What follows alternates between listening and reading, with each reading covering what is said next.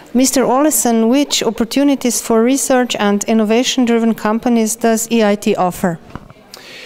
I would say what we offer is the chance to work in dedicated partnerships where we are combining academic research, education, and entrepreneurship and business development.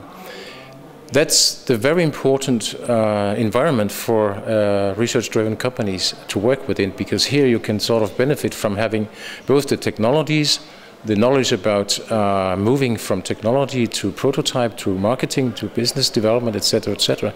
All is gathered within these EIT KIC partnerships.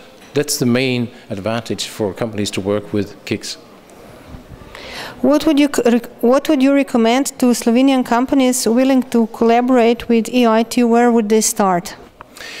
I think the most important things are twofold. The first one is that companies should be very well aware of what EIT is, how we create our KICs, and maybe start talking to companies that already have experience with working within a KIC. In the three areas we have now, we have one in climate, we have one in information communication technology, and we have one on sustainable energy.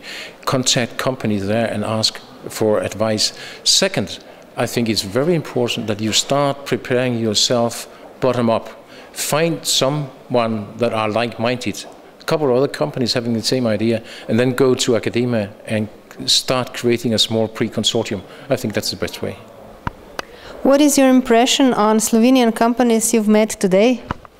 Oh, it's pretty good. We have had a lunch discussion here with a number of companies present, and the things they contribute indicates to me that there is a very big interest from companies both to go a little bit towards more open innovation with interacting with especially academia on research and technology, but also growing understanding of that education, higher education at universities has to be integrated better in order to create, let's say, the human capital for innovation in the future.